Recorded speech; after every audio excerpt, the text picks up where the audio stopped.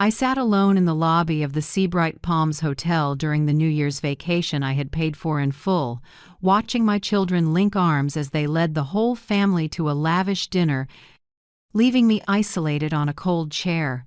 I heard them whisper clearly, "Mom is nothing but a burden." My throat tightened, my eyes blurred, and I quietly opened the folder I had prepared. When the bill for thousands of dollars was shifted directly into their names, those arrogant faces froze. And that was only the beginning of my fight for justice. My name is Evelyn Mercer, 66 years old, living in Tampa, Florida. I had worked as a freelance accountant for many years, used to dealing with numbers, invoices, paperwork, and all the little details other people usually overlooked. Since my husband Thomas passed away 4 years ago, life had become unbearably quiet.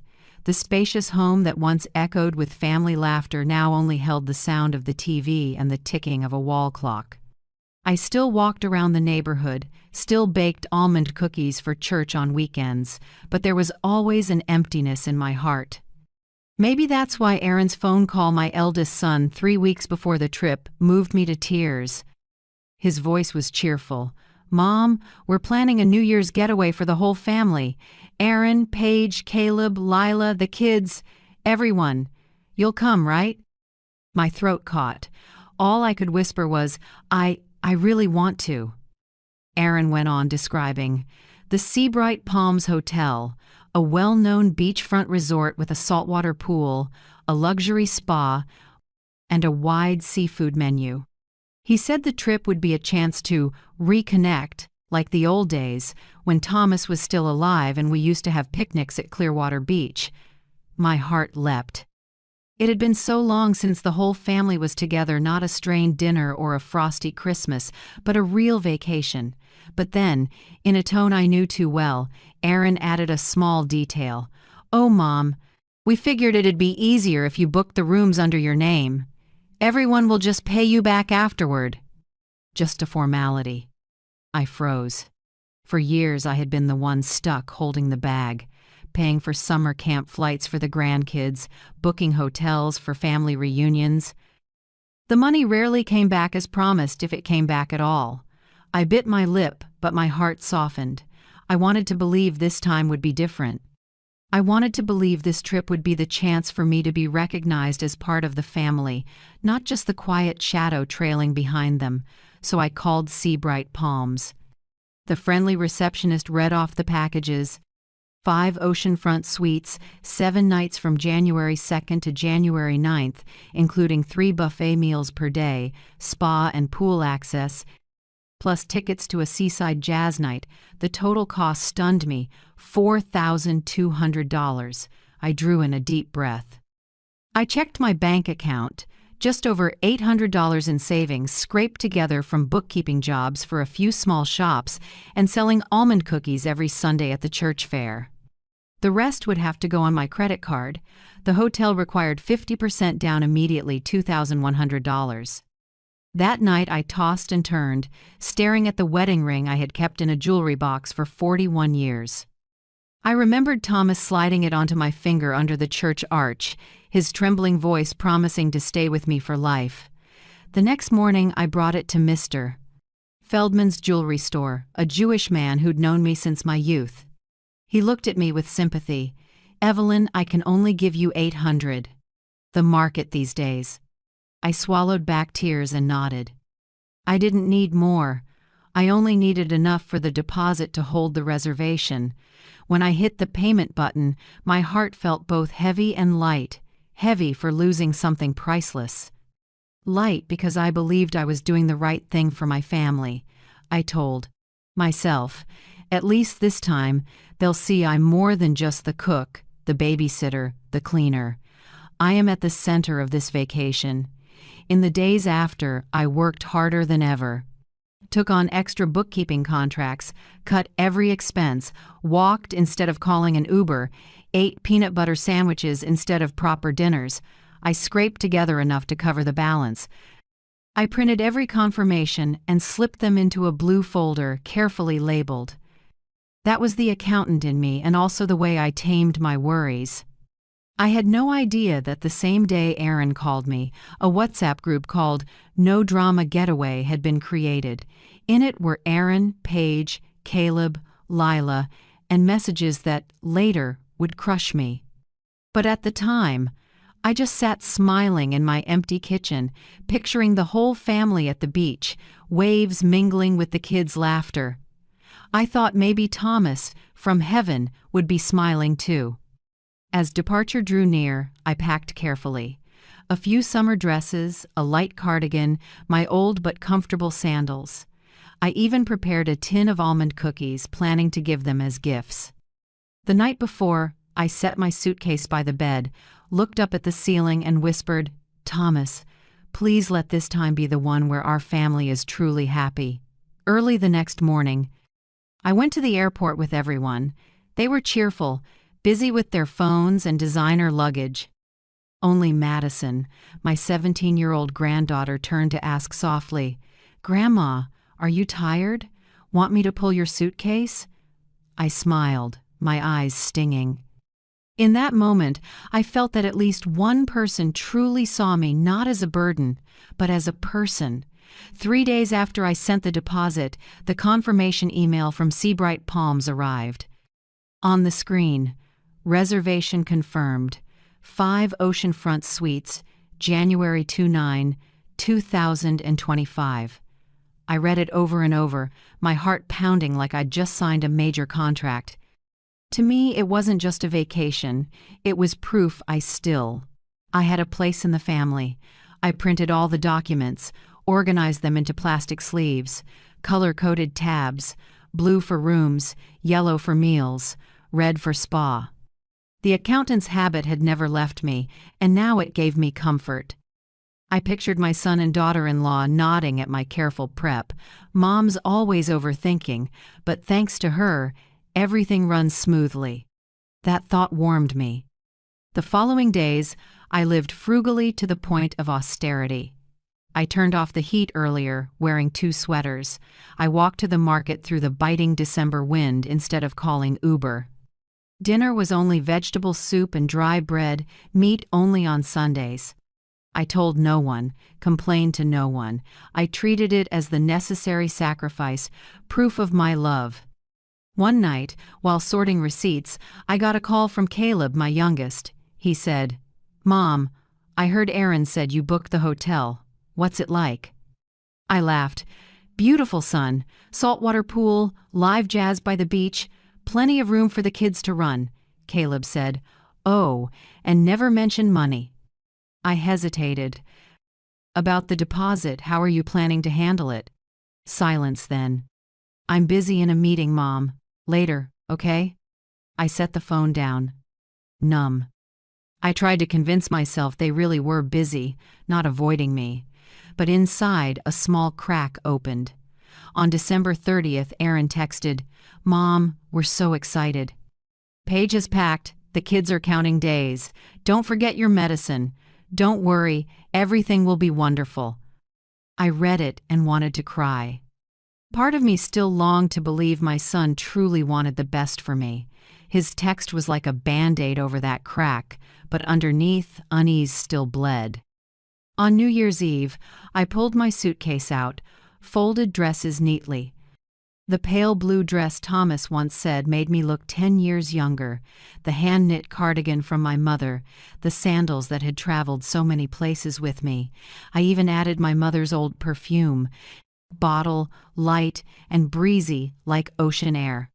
I wanted to show up not as some unwanted old woman, but as a woman with dignity. On January 2nd, Aaron drove up to pick me up.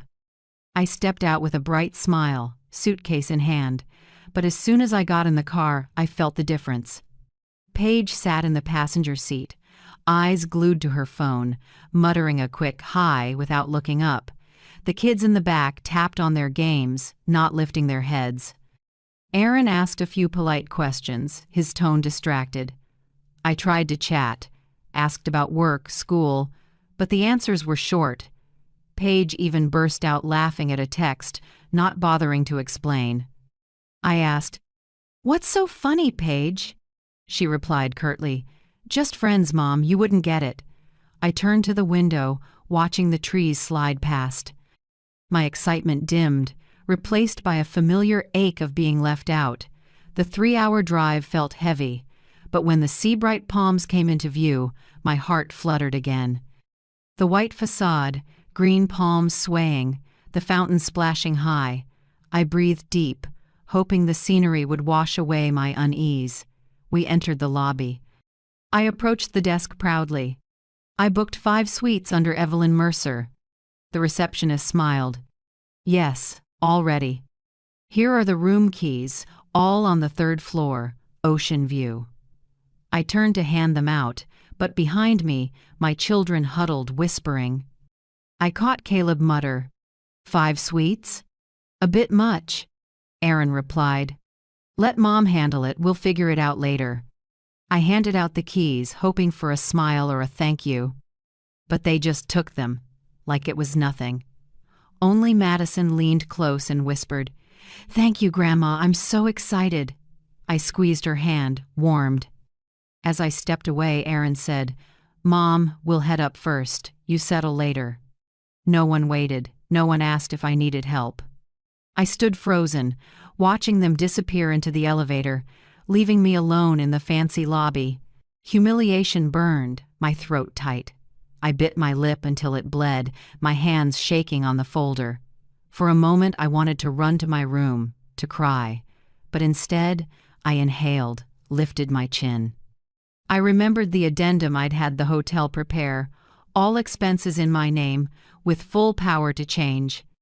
I slipped the folder into my bag, whispering to myself, No, Evelyn, don't cry. This isn't the end. It's only the beginning. That night, I sat by the window, looking at the moonlit sea. I thought of Thomas, of the ring I had sold. I whispered, I've done everything to hold this family. But if they don't see me as family, then they'll see I'm not their burden. In silence, I opened my notebook, wrote every line, deposit, balance, expenses, dates. Next to it, one small note, deposit money, deposit trust. I knew that trust was crumbling, and if it collapsed, I wouldn't collapse with it. I would stand. And this time, I would set the rules. The next morning, I woke early. Florida sunlight streamed through the curtains, painting pale stripes on the polished floor. The ocean hummed outside. I brewed coffee from the little machine, inhaled the smell, and steadied myself. Last night I had finished the ledger, deposit, debts, projected costs. This wasn't just a vacation, it was a test of kinship, bought with a wedding ring and months of sacrifice. Around 8 a.m., I heard kids' voices in the hall. I opened the door to see Madison knocking lightly, her face bright. Grandma, ready? Everyone's going to breakfast downstairs. I smiled. I'm ready, sweetheart. Let's go. We rode the elevator. The restaurant gleamed with sunlight, windows looking out on the pool. White-clothed tables held hot coffee and fresh orange juice. I spotted Aaron, Paige, Caleb, and Lila at a large table near the window, laughing, chatting. They barely noticed me approach. When Madison and I sat down, Paige glanced up, then went back to her phone. Aaron nodded politely. Oh, Mom, you came down. Sit. His words sounded more like formality than welcome. I sat down and quietly poured myself some coffee. No one asked if I'd slept well. No one mentioned what it had taken for me to prepare for this trip. Their silence wasn't random, it was deliberate indifference. Lila turned to Caleb, half whispering, half making sure I could hear. Yesterday at the spa, they mentioned a new treatment package this morning. We should book it before it fills up. Caleb nodded. Yeah, I'll call the front desk in a bit. As for the kids, there's a play area Grandma can watch them. The words shot straight into my ears. Grandma can watch them. I bit my lip and stirred my coffee in silence. It's not that I mind caring for my grandkids, I love them dearly, but the way Caleb said it, as if my only value was being a free babysitter, tightened my chest. I tried to chime in. If you all want to go to the spa, I could come too. Try a treatment. Paige gave a small laugh, her glance skimming me with a hint of mockery. "Mom, those packages are a little modern, not really suited for older folks." Sitting beside me, Madison gently squeezed my hand under the table. I could feel her discomfort, as if she too sensed the unfairness, but didn't dare speak up. All through breakfast, the conversation circled around plans I was completely excluded from: spa schedules, water sports tours, a fancy dinner they'd already discussed. Now and then Aaron tossed me a perfunctory question to keep up appearances. I sat there listening to the distant surf and felt my heart icing over like a thin sheet of frost. When breakfast ended, everyone stood and left ahead of me without waiting. I dabbed the corner of my eye with the napkin and took a deep breath. I didn't want Madison to see me fragile. That noon, I returned to my room. Outside the window, the beach blazed with sun. Bright umbrellas crowded the sand, and children laughed as they built sandcastles. Looking down, I saw my own family playing together, not giving me a second thought. The sight twisted into me like a knife.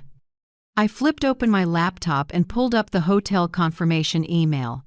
Every document bore my name, Evelyn Mercer. I turned through each page of the contract, reading every clause carefully. I marked in red the line, "Sole account holder has authority to modify, cancel, or transfer." My chest loosened. I wasn't an invisible old mother. I had authority. I had proof. That afternoon, Madison knocked on my door, phone in hand. She looked at me and whispered, "Grandma, I think you should see this." On the screen was a WhatsApp group named No Drama Getaway. One line after another appeared. "Mom will cover everything, no need to discuss. Just let her think she's important. As long as she pays, we can enjoy ourselves." My vision blurred. Those words jabbed at every breath. I sat on the bed, my hands trembling. Madison gripped my hand tightly. "I'm sorry, Grandma. I didn't want to hurt you, but I think you have a right to know." I nodded, keeping my voice steady. "Thank you, Madison. At least I still have you." That evening, the whole family went out to dinner. I wasn't invited, and no one mentioned it. I stayed in, ordered room service, a salad, and a glass of red wine. When the server brought the tray, I sat on the balcony, watching the streetlights cast a warm glow on the damp sand. The ocean breeze threaded through my hair, briny and sharp. I sipped the wine, shame and resolve rising together. "Evelyn, no more tears," I told myself. "They see you as a burden, but they'll learn you're not a walking wallet. You still have strength, and this time you will use it." The next day, while the family headed to the pool, I walked alone to the front desk. The marble counter gleamed. Behind it, a young clerk smiled. "Good morning, Mrs. Mercer. How can I assist?" "You?" I set down my folder, speaking evenly. "I'd like to add a security note. From now on, any changes to the reservation require my physical presence and identification." She nodded. "Absolutely. We'll place that note in the system right away." I signed, my hand steadier than it had been in years. For the first time in a long time, betrayal didn't make me shake. I knew they were quietly plotting to edge me out, but I had started drawing my own lines of defense. That afternoon, when I returned to the pool, Paige beamed and lifted her phone to snap a group photo. I smiled from the side, not stepping into the frame. They probably thought I was silently enduring. They didn't know that every step I took was already calculated. Inside, I still heard the whisper repeating, "Mom is nothing but a burden." This time, instead of making me cry, it fueled my resolve. I didn't need their apologies right away. I didn't need their invitations or their forced kindness. I needed them to bear the consequences of what they were secretly doing, and I was ready. That night, back in the room, Madison sat beside me, eyes rimmed red. She held out her phone, her hands shaking as if she feared she was betraying her parents. I gently laid my hand over hers to calm her. "It's okay, sweetheart. If you think I should know, Then let me carry this hurt. You just need to be honest with yourself. I took the phone and scrolled. The WhatsApp group No Drama Getaway was clear. Its icon, a colorful cocktail, Page's choice, probably. I read each line as if someone were pouring salt into an open wound. Let Evelyn put it under her name, easier for us, we won't be tied to it. She'll pay up front. Don't worry.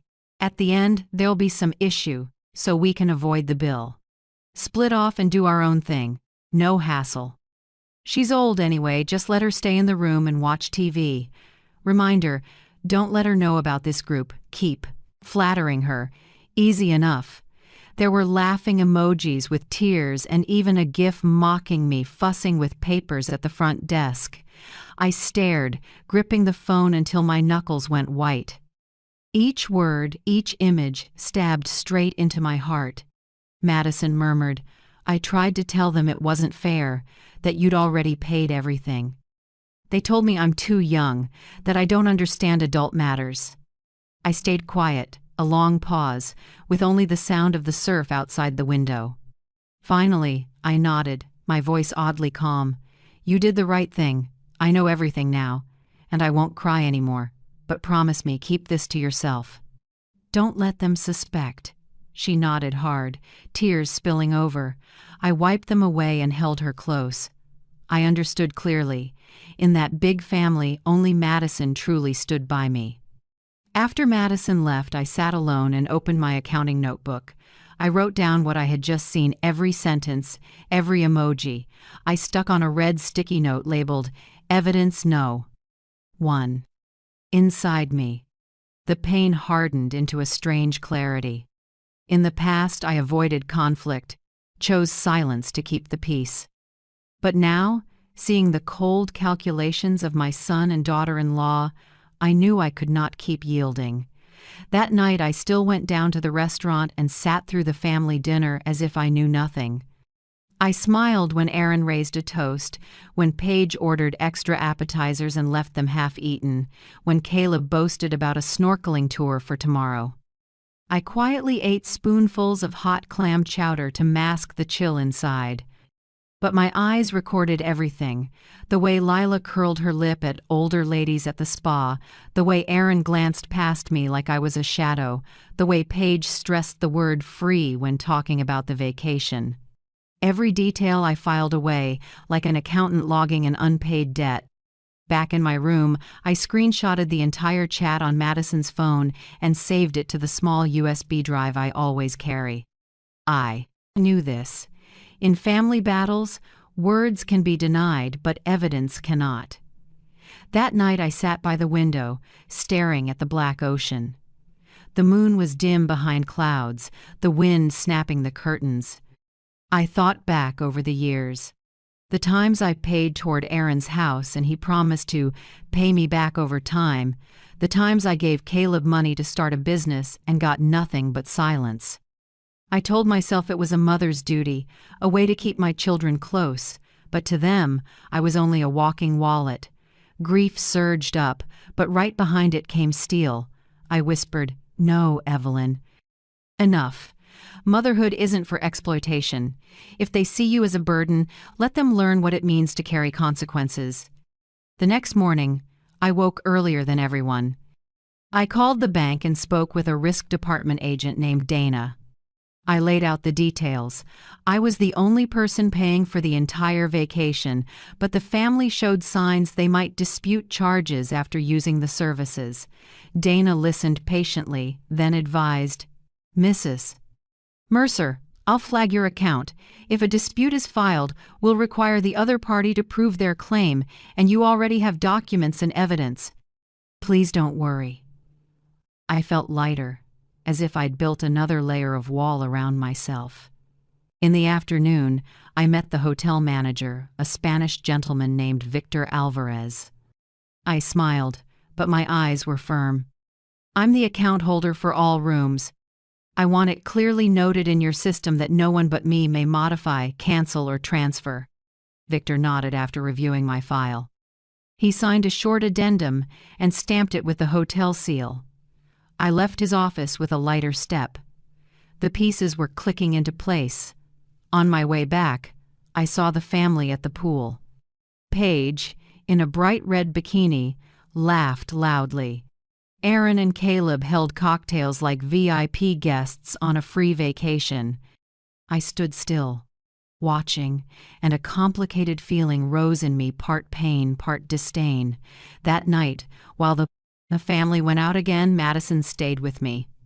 She showed more screenshots, including a message from Lila. "Remember to do the chargeback on the last day. Just say the services weren't as advertised. That way we don't pay a dime." I gave a cold smile.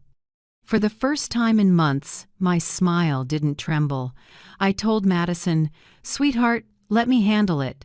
They think I'm old, naive, easy to lead around. But they're about to learn I didn't do accounting all my life just to get duped now." I closed the phone, slipped the folder into my purse, and told myself, the game has flipped. And this time, I'm the one keeping the rules. The next evening, the family chose the hotel's Italian restaurant. I wore my pale blue dress, old but crisply pressed, and a light cream cardigan. In the mirror, I saw a tired face, but I forced a smile. I knew tonight would be a test of my endurance and of the backbone I was quietly putting in place. The restaurant glowed with warm lights, white tablecloths, and small vases of white roses on each table. The air carried the scent of baked pizza and red wine. I walked behind the group, slow and quiet, as if I were just an add-on to this vacation. We gathered around a long table. As soon as the server handed out menus, Caleb ordered a premium Italian red, a bottle I knew would cost at least $200. Paige hurried to add 2 appetizers just to taste. I waited my turn, then asked for a simple minestrone soup. I didn't want to be seen as indulging. While we waited, little Ben, Caleb's 8-year-old, turned to me, eyes shining. "Grandma, can you help me build a sandcastle tomorrow?" I laughed and patted his head. "Of course, honey, we'll build a big castle together." But Lila cut in right away, her voice tinged with disdain. "Ben, Grandma's older, she can't stay out in the sun all morning. Let your parents hire a coach for you." I froze at that. I looked at Ben and saw his eyes fall. I quickly added, gentle but firm, "It's okay. I can do it. You and I already made a promise, remember?"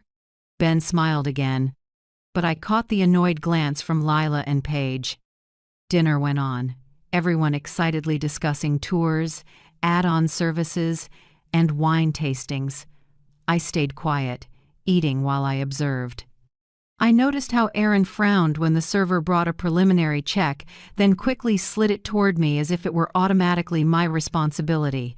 I nodded and took it, but a sharp pain pricked inside me. On the way out of the restaurant, Aaron suddenly held out his hand. "Mom, let me hold your papers and room keys so you don't have to carry everything."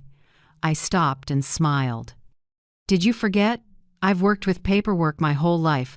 I only feel secure when I keep what's important." My tone was light, but my eyes told Aaron I wasn't giving in. As the group stepped into the elevator, I caught Paige curling her lip, whispering something into Lila's ear that made them both snicker. I turned away and kept silent. But inside, a small spark was catching fire. Back in my room, I sat at the desk and pulled out the file folder. I started reorganizing every receipt in chronological order: room deposit, dining costs, incidental charges. I used color sticky notes to sort them: yellow for restaurants, blue for activities, red for large items. I photographed each page with my phone and saved them in a dedicated folder. I wouldn't allow myself a single slip. A text from Madison came right then. "Grandma, the group chat is at it again. They're saying tomorrow they'll go to the front desk to switch the rooms into their names in case anything happens." I read it and felt my blood turn cold. I typed back to my granddaughter, "Keep taking screenshots for me. Don't let anyone suspect." Madison replied with a heart emoji. I sat still, staring at the black sea outside the window. I knew that if I did nothing, I'd lose everything, but I also knew that in this game, one wrong move and I'd be the senile old mother everyone laughed at. I couldn't let that happen. I grabbed my phone, opened my contacts, and stopped at the name Harold Benton, an old friend who used to be counsel for Thomas's construction company. I called. Harold's voice was old but steady. "Evelyn? How long has it been? What's going on?" I swallowed and gave him the short version. I had booked everything under my name, the secret group chat, messages plotting to dodge responsibility. Harold fell silent for a moment, then spoke firmly. "Evelyn, this is serious. It shows signs of financial abuse of an elder. I'll draft a sworn statement for you. Just sign and get it notarized. If things go south, we can take it to court." I closed my eyes, feeling like I'd just grabbed a lifeline. I whispered, "Thank you, Harold. I've been quiet too long. It's time I stood up." After the call, I felt my footing return. I was no longer just a mother trying to hold the family together. I was a woman who had to protect herself. I knew tonight's dinner was only the beginning. They were testing my patience and I was tempering my own counterplan. I gathered the folder, locked it carefully in my suitcase. I stood in front of the mirror and looked into my eyes. Wrinkles, crow's feet, silver hair, everything was right there, but so was something I'd lost for years, steel. I whispered to myself, "Evelyn, this road won't be easy, but you have nothing left to lose. They think you're a burden. Then show them how strong you are." Outside, the waves kept a steady beat, like music underscoring my resolve. That night I slept lightly, alert. I knew tomorrow the game would enter a new round, every action and every word would have to be measured. And I was ready. The next morning, I woke very early. Dawn hadn't quite broken, but the waves were already murmuring beyond the glass, as if reminding me of the battle ahead. I sat at the desk, opened the folder, and reviewed every document again. Each receipt, each printout, every detail lined up neatly. I told myself, "Evelyn, there's no backing down today." I called the bank and reached the risk department. A young woman's voice came on. "Hello, this is Dana Whitaker. How can I help you, Mrs. Mercer?" Slowly, I explained from paying for the entire vacation to the secret family chat, plotting to duck responsibility. I stressed my fear that they'd try a chargeback after enjoying all the services. Dana didn't interrupt, just listened patiently. When I finished, she answered decisively. "Mrs. Mercer, you did the right thing saving all that evidence. I'll flag your account. If any disputes come in, we'll require the other party to provide strong proof, and you already have documents and screenshots. Keep everything organized, and we'll be on your side." I thanked her over and over. When I hung up, it felt like a heavy weight lifted off my shoulders. I'd built another wall to shield myself from their scheme. Right after that, I headed to the lobby to meet the hotel manager, Mr. Victor Alvarez. A middle-aged man in a neat gray suit, his gaze was firm but kind. I laid it out briefly. "Mr. Alvarez, I'm the only person listed and paying for all the rooms. I want to ensure that from now on, no one but me can modify or cancel them." Victor listened carefully, then nodded.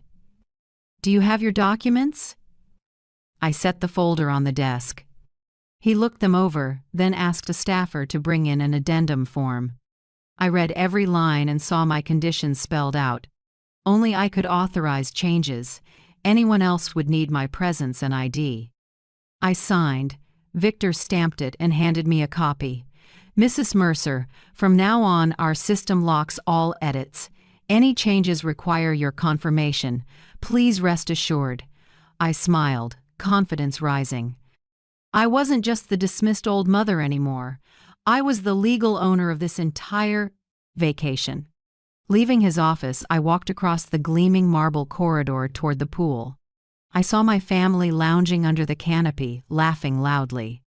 Paige raised a pink cocktail. Caleb snapped a check-in photo. Aaron leaned toward Lila, saying something. They were all beaming, with no idea their little plan had just been blocked. I paused a few seconds, watching. A sorrow slid into me, the kind a mother feels when realizing how little her children value family.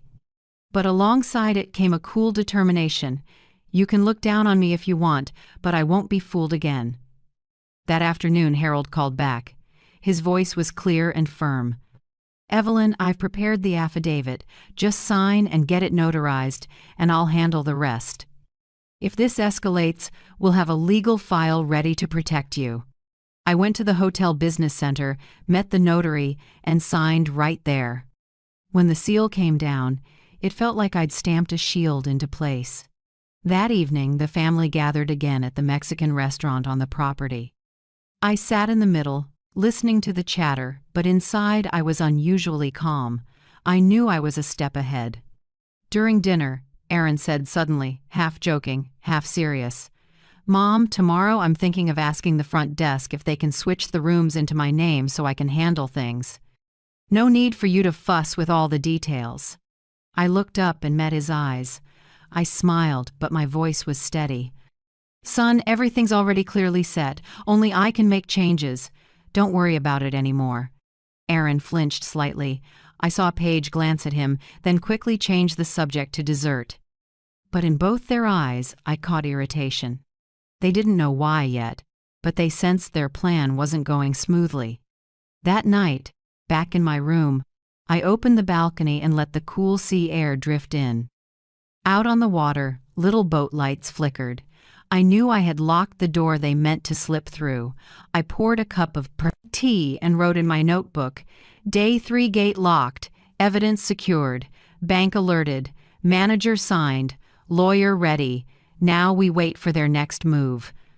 I closed the notebook, feeling a rare calm.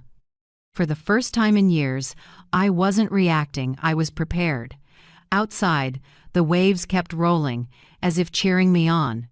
And inside, I heard the reminder, "Evelyn, you've built the wall, now let them run into it." The next morning, I put on a simple white blouse, tied my hair back, and took the folder to see Mr. Now. Victor Alvarez. We sat in his office, soft light coming through the glass. The faint smell of fresh coffee hung in the air. Victor placed a newly printed contract addendum with the hotel's red seal in front of me.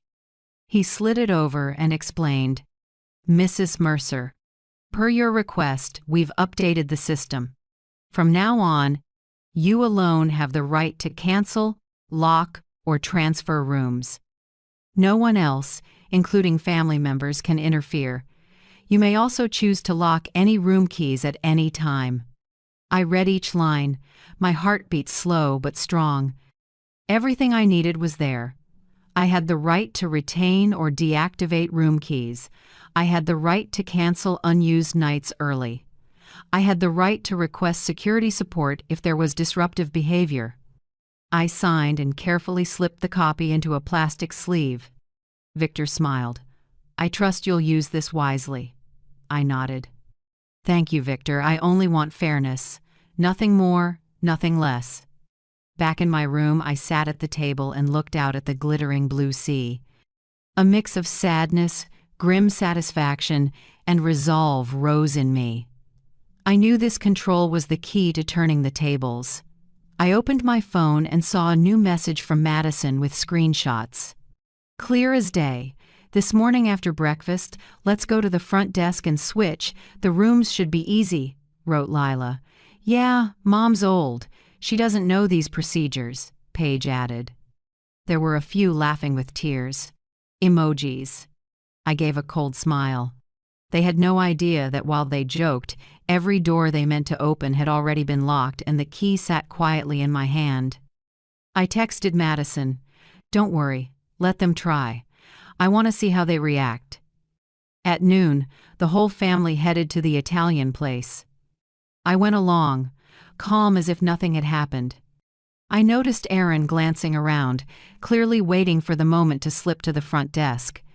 Sure enough, after the meal, He pretended to go to the restroom and veered off. I looked at Madison and gave a small nod. She understood and quietly followed. 10 minutes later, Madison returned, sat beside me, and whispered, "They're arguing at the front desk. The staff told them only you can change the info." Paige's face is bright red, and Aaron is really irritated. I lifted my water glass, hiding a smile. Relief flooded my chest. For so many years, I had always been the one reacting, the one who had to accept. But now, they were the ones scrambling. In the afternoon, I decided to lightly tap my new authority. I went down to the desk and asked them to deactivate room key 901 for 2 hours for a system check. The front desk clerk noted it immediately and tapped a few keys. I stood there, calmly signed the confirmation, and watched. When I came back, the whole group was clustered in the hallway, fumbling with room keys that wouldn't work. Lila pounded on the door in anger. Paige was dialing non-stop. Aaron was breathing hard, trying to stay calm but clearly irritated. I walked by, feigning surprise. "What's going on, kids?" Paige glared. "Mom, the room's locked. We can't get in." I tilted my head, keeping my tone light. "Oh, really? Let me check with the front desk." Then I strolled on, leaving them there. Inside, I heard my own voice whisper, "This is only the warm-up." That evening, when everyone gathered in the lobby, I sat down on my own and opened my folder right in front of them. I didn't say a word, just calmly sorted papers, drew red lines, clipped them neatly. The table fell silent for a few seconds. Aaron finally spoke, forcing a casual tone. "Mom, do you really need to stress so much? It's a vacation, just enjoy it." I looked up and met his eyes. "I've stressed my whole life to raise you, and I will keep stressing, but this time, for myself." The table went dead quiet. No one said anything else. That night, Madison and I sat together on the balcony. She looked at me, eyes shining. "Grandma, I've never seen you this strong." I smiled and took her hand. "I've always had strength. I just hadn't used it before." We sat quietly, listening to the steady waves. In my heart, a plan was clearer than ever. They thought I was a blurry shadow in this family, but they would soon see the person steering this trip was me. I added to my notebook journal, Day 4 control addendum signed, test successful. "They're starting to panic. Madison is on my side. The game will hit its peak soon." I closed the notebook and lifted my eyes to the night sky. The thin moonlight washed over the sea, but inside me, the light was much stronger. I knew this battle wasn't over. It had only just begun. I had prepared for that morning days in advance. In my notebook, I had circled 10 in big red ink, a reminder to myself. That moment would be the turning point. Around 9 a.m., I got up early, brewed a black coffee, and sat on the balcony overlooking the pool. Down below, my family had already gathered. Paige was stretched out on a lounger, Lila was busy taking photos, and Aaron and Caleb were splashing around with the kids. I watched them all, my heart dipping, then surging with resolve. They thought I was invisible, but in just minutes everything would flip. At about 9:58 a.m., my phone buzzed. A text from Victor Alvarez, the hotel manager. "Mrs. Mercer, the system is ready. We'll deactivate the cards. Right at 10 a.m. I set the phone on the table and took a deep breath. The minute hand ticked forward. I could hear my heartbeat sinking with the waves. Then at exactly 10 a.m., everything unfolded like a scene cued by a director. At the pool, Paige stood up and tapped her room key at the glass door into the lobby. A beep sounded. The light flashed red. She tried again, same error tone. I watched her face shift from surprise to a scowl. Lila stepped up and tried her key. Nothing. Only that cold red light. Within minutes, the whole group was buzzing. Caleb frowned, and Aaron snapped, "Maybe the system's down." "Come on, let's go ask the front desk."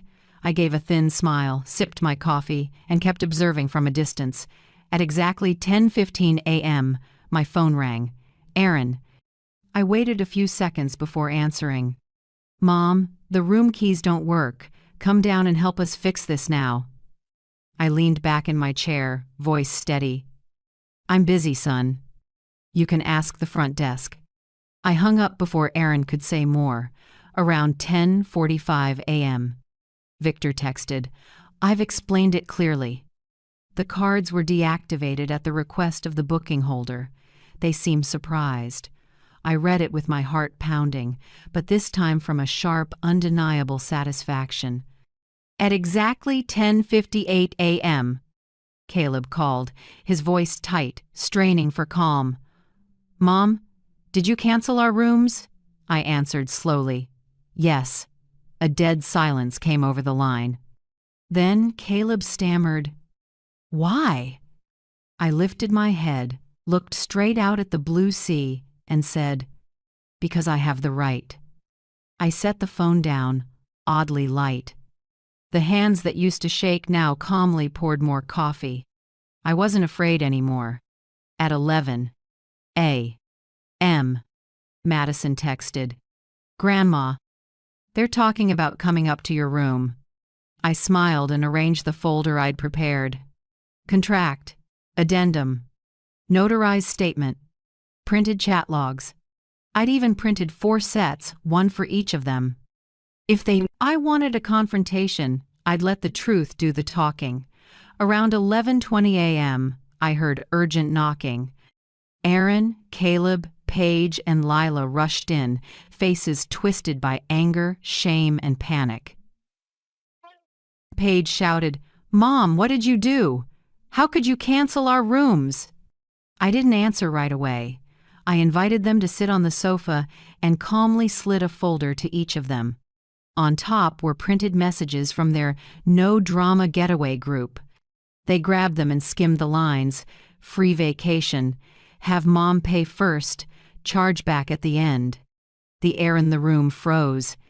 Aaron stammered, This was just a joke. I held his gaze, my tone even and razor sharp. A joke? You call turning me into a wallet a joke? You thought I didn't know? I've known since day one. Caleb rubbed his forehead, trying to avoid my eyes. Paige and Lila glanced at each other, faces flushed. I placed my hand on the contract addendum and spoke clearly. You plan to make this trip free, but every room is in my name. I locked them. From now on, you're responsible for yourselves. Silence. Only the clock ticking, I continued. If you choose to shout, threaten, or insult, I'll call security. If you want to challenge the law, I'll present this notarized statement in court.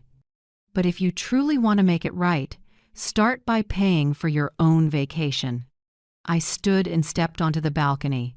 The noon sun made the sea glitter, each wave slapping in agreement. Behind me, I heard Aaron sigh and Caleb mutter something to Paige. Without turning back, I said one last thing. I've lived my whole life preserving the peace. Today I live to preserve myself. I heard chairs scrape and heavy footsteps. Then the door closed.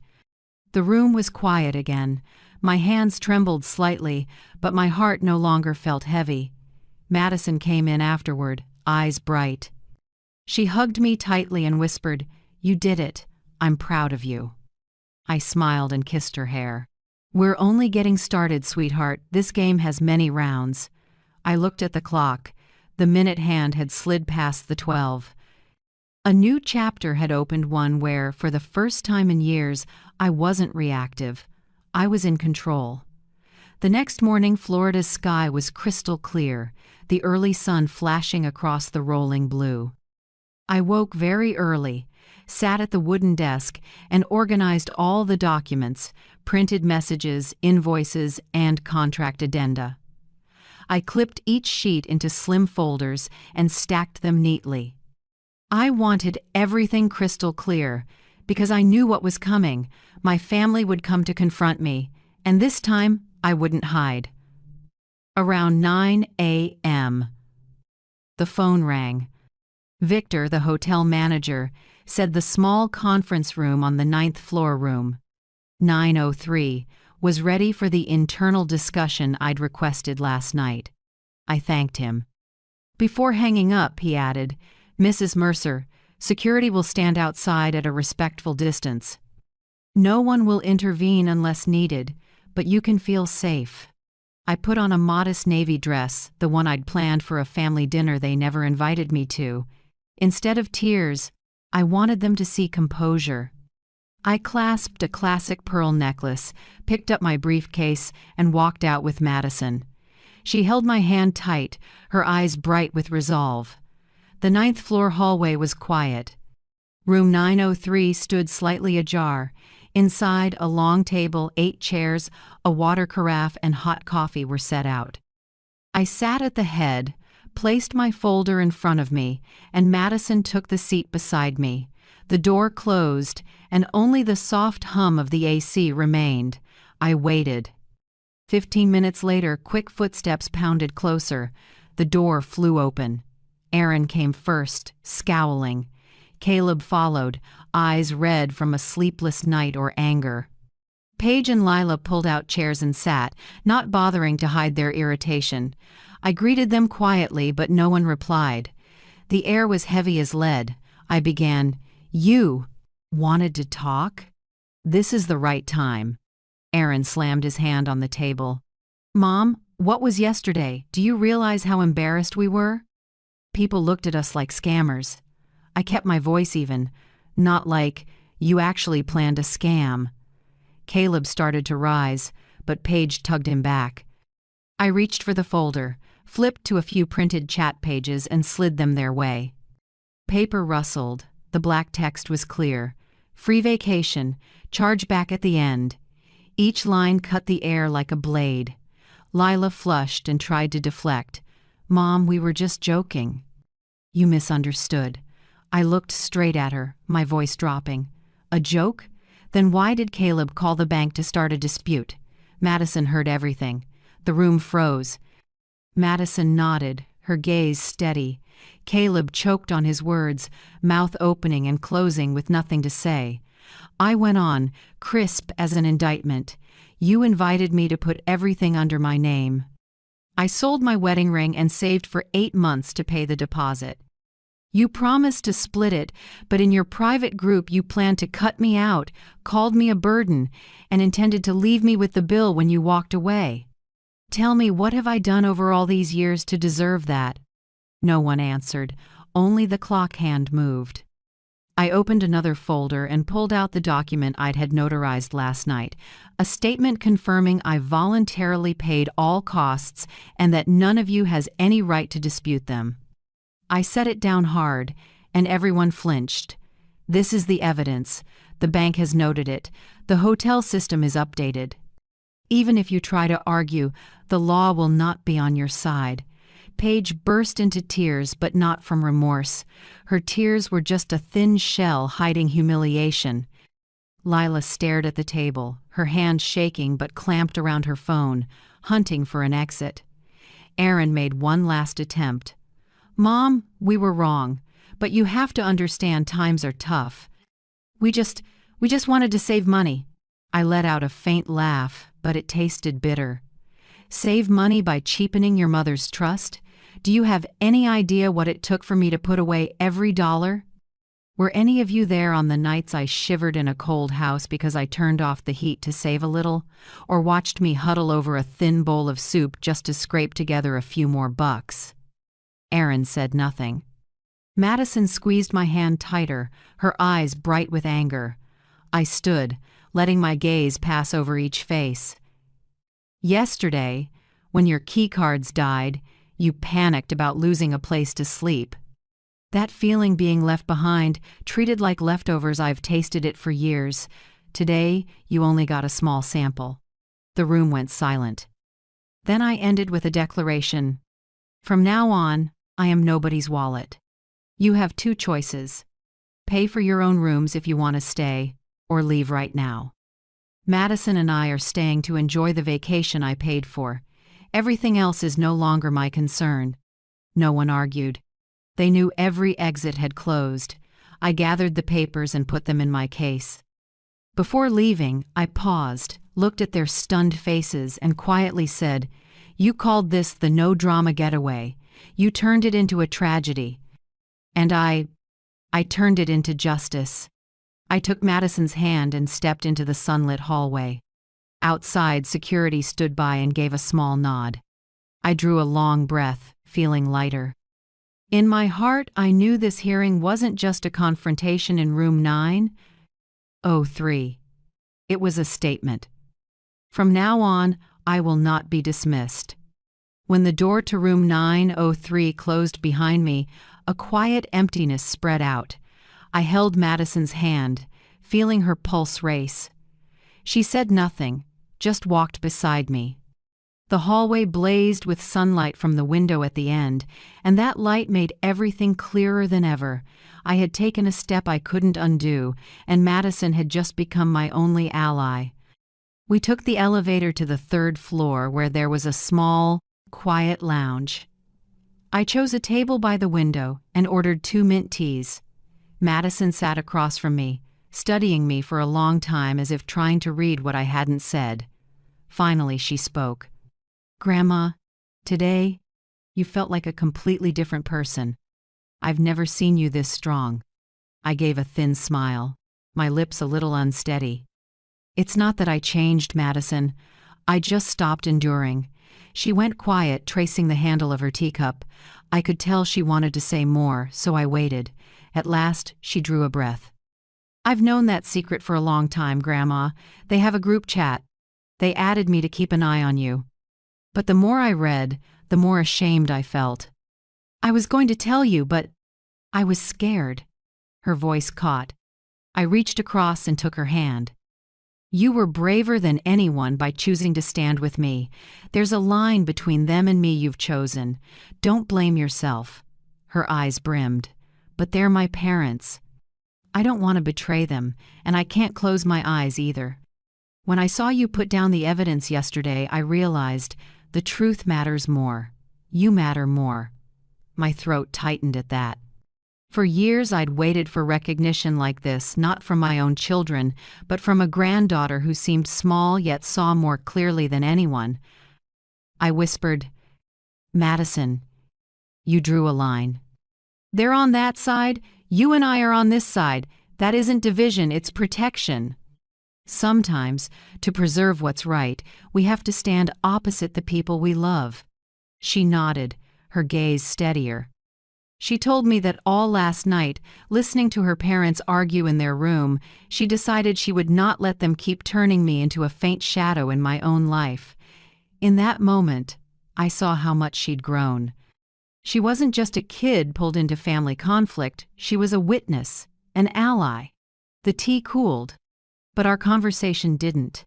I told Madison about my life, years scrimping, simple dinners, so my children could have the best. I spoke about my late husband and the wedding ring I sold to put down the hotel deposit. Madison listened, her eyes shining with a kind of empathy no one else in the family had ever shown me. "Grandma, I promise I'll never forget what you've done, and I won't let anyone treat you like a burden again," she said, voice trembling but sure. I smiled, a calm rising in me. Near noon, my phone buzzed. A text from Caleb. "Mom, we want to meet privately to work this out. Please don't take this further." I set the phone down without replying. Madison looked at me and asked softly, "What will you do?" I answered quietly, "I'll let them cross the line they drew. If they're truly sorry, they'll find a way to make things right. If not, we lose nothing." We decided to spend the rest of the morning on the beach. Madison ran barefoot on the sand, the wind lifting her long brown hair. I watched her, feeling suddenly lighter. It had been so many years since I'd smiled like that, not the forced kind hiding sadness, but a real one. On the beach, I told Madison a small story. When I was her age, I wanted to be an English teacher, but I dropped the dream to work and support my family. I said that if I regret anything, it's putting myself on the margins for too long. Madison hugged me and whispered, "You're not on the margins anymore, Grandma. You're at the center, at least for me." Those words meant more to me than any apology from my sons or daughters-in-law. By late afternoon, we went back to the room. On the table was a small note from the front desk. Caleb had left a message asking to meet that evening. I looked at Madison. She shrugged. "It's your call, but I'll be with you, no matter what." I slipped the note into my folder without answering. The line had been drawn. Betrayal on one side, honesty on the other. Madison had chosen to stand with me, and for the first time in my life, I knew I wasn't alone. That night, sitting on the balcony, I murmured to Madison, "You helped me see that justice sometimes begins with a young person's choice. You chose, and so did I. From now on, we go together." She smiled and rested her head on my shoulder. The surf pounded, the sea air tasted salty, and I realized strength doesn't always come from age or experience. Sometimes it comes from the courage to step across a line. Madison drew that line, and I'm ready to walk it with her, storms or not. That morning I woke earlier than usual. Seabright Palms was blazing with sun, the first rays slipping through the curtains and painting golden bands across the blue carpet.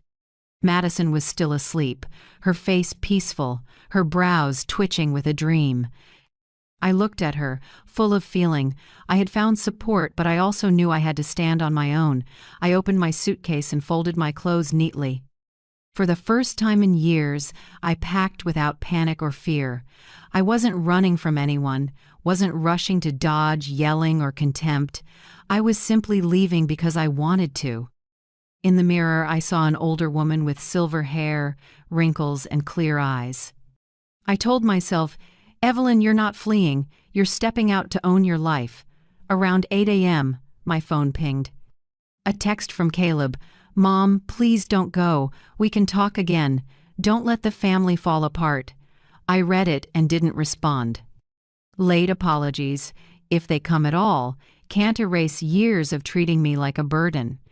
I wrote a few brief lines to leave behind for them. "I'm not running.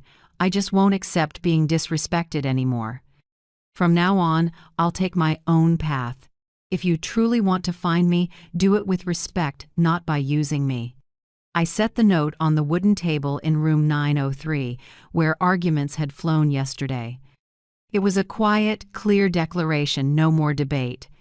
As I rolled my suitcase out, Madison hurried over, hair tousled, sleep, still clinging to her eyes. "Grandma, you're really going?" I smiled and patted her head. "Yes, but not to run away, sweetheart. I'm just choosing a different direction." She pressed her lips together, then blurted, "I'm coming with you." We went down to the front desk together. Victor Alvarez was waiting. He handed me the final bill, everything in my name. When I signed the last line, my hand didn't shake like before. I felt it clearly. This wasn't just a payment, it was a signature of freedom. Victor looked at me, voice sincere. "Mrs. Mercer, I've seen many families and many stories. Few people walk away with your composure. I wish you the very best." I nodded with a small smile. "Thank you. At last I know how not to bow my head." We left the hotel. Outside, sunlight poured across the stone path. A taxi pulled up. The driver opened the door with a friendly smile. I set my suitcase in the trunk and turned for one last look. Seabright Palms sparkled in the morning light, but to me it was no longer a place of humiliation. It was where I took back control. Madison sat beside me in the car, her hand resting lightly on mine. She didn't speak, but I understood. We were moving forward without looking back. On the road, I watched the palms tilt their shadows across the shoulder. I remembered all the times I'd left houses and rooms with a bitter taste. I always thought I was running. Today I knew the difference. Leaving because you're forced is defeat. Leaving because you choose to is victory. I turned to Madison. "You know, I used to think my life would end quietly in endurance and compliance. But now I believe that even when we're older, we can still write a new chapter." Madison smiled, eyes shining. You're writing it now, and I'll read it with you. We reached a small nearby airport. I bought tickets to Boston, where I'd lived when I was young. I wanted to return to the little house in the suburbs, the one that once rang with laughter from me and my husband. I'd kept it, quietly paying taxes and upkeep. Never had that decision felt so right. While we waited to board, I wrote in my journal, Day 7, leaving Seabright Palms. No tears, no fear. I'm leaving, not running, taking the steps of someone who knows she deserves better. Madison is beside me. A new road is waiting. I closed the notebook and breathed deep. The PA announced our flight was ready for takeoff. On board, I took the window seat. As the plane lifted and the blue water shrank below, I felt a massive weight drop from my shoulders. I was no longer tied to a toxic cord. I'd cut it clean. Madison rested her head on my shoulder and whispered, Grandma, let's start over. I smiled and squeezed her small hand. Yes, starting today. The sky opened wide ahead of us, white clouds stretching like an endless carpet. I knew the road ahead wouldn't be easy, but at least I'd chosen to take it. And that choice, for me, was freedom. I left not to run away. I left to find myself. Our flight to Boston landed in the late afternoon. The air felt nothing like Florida. Colder, drier, but familiar in my memory. Stepping out of the airport, I took a long breath and felt the city that once held my youth. A taxi took us to the little house in Newton. I'd quietly kept all these years. A red brick place with a brown tiled roof and a few mossy streaks along the steps. I opened the door, the hinge sighed, and the warm smell of wood rolled out. Everything was still there. The oak set. My husband and I picked. Our wedding photo on the wall, the old clock ticking away. Madison walked in, eyes lighting up. It's beautiful, Grandma. I had no idea you kept everything. I smiled. This isn't just a house. It's where I dreamed, loved, and held on to hope. And now, it's where I'll begin again. That night, we sat in the living room, the fireplace washing the room in soft light. Madison leaned on my shoulder while I listened to the crackle of the wood. I realized happiness doesn't need luxury. Sometimes it's simply sitting in your own home beside someone who truly sees and loves you. The next day, I started cleaning, dusting the shelves, wiping the windows. Madison helped, quick hands and bright energy. Her laughter ran through the old house and brought it back to life. Watching her, my chest filled.